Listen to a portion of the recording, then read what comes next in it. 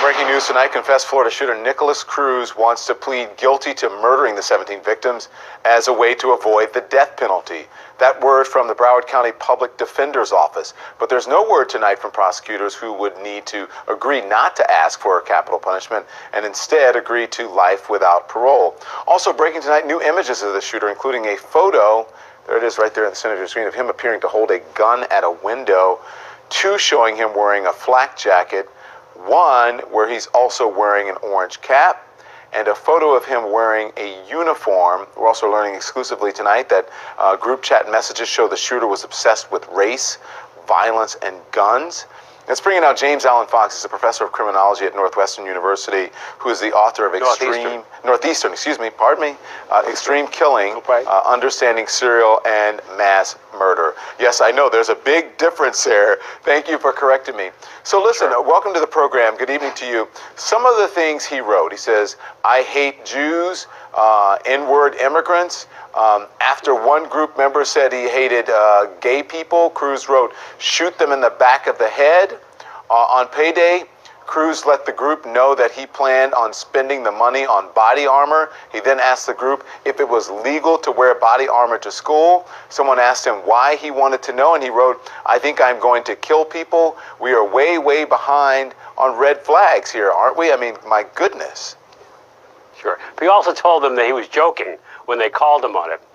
You know, these red flags are obvious in the aftermath. And that's the thing about it. There are a lot of yellow flags for lots of people out there. He's not the only one who hates Jews and blacks and gays, and not the only one who's written awful things on the internet or made videos that are disgusting and crude and violent. The issue here is how predictable that behavior is. With hindsight, well, that's 2020. Now, I know that we can bemoan the tips that were not passed down through the ranks, but think about how many tips there are every year about people who are all talk, who want to be big shots, but never actually take a shot. And so that's really the problem here. We'd like to be able to predict this behavior, but we really can't. Yeah. James, is it common for people who commit these crimes or these kinds of crimes to have such extremist views? Sure. Look at Dylan Roof in South Carolina.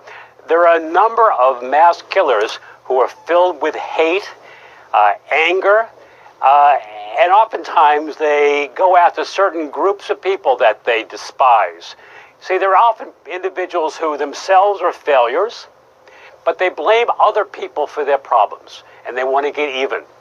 This man certainly does fit the profile of a mass killer, someone who's a failure at school, someone who has suffered loss of his adoptive mother, and someone who's fascinated with violence and hence full of hate. But you know, that description is not unique. It fits lots of people out there, fortunately most of whom will only dream and fantasize about killing, but will never turn their anger into action.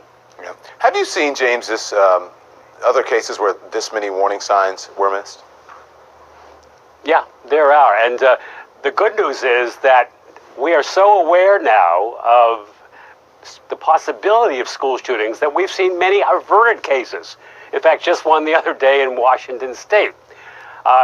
Individuals who talk big, who talk about wanting to shoot, maybe even have guns, and they're turned in by relatives, by friends. Now, whether they actually would have carried out their fantasies is questionable. But the good news is that people have taken it seriously. The problem here is that's not a perfect system. There never is. It's difficult to predict behavior. If we try to lock up every single Nicholas Cruz who talked like he did, yet didn't have a criminal record, I'm not sure what we would do with all those people. Interesting. From what we have learned so far, what are the most significant characteristics of this gunman, you think? Well, of course, owning guns, and the kinds of guns. A 19-year-old really has no business with guns like this, and I think there's been lots of talk about that too. I do want to say something about the mental health angle, and I'm glad you said something to the courageous kids a moment ago about this confusion between mental illness and mass murder. The fact is that most mass killers are not mentally ill in a severe way. Sure, they may be depressed and angry and maladjusted, but they don't hear voices. They're not people who would be committed. The problem is we're always talking about mental health and access to mental treatment in the aftermath of a shooting. Why don't we talk about that 3 weeks from now?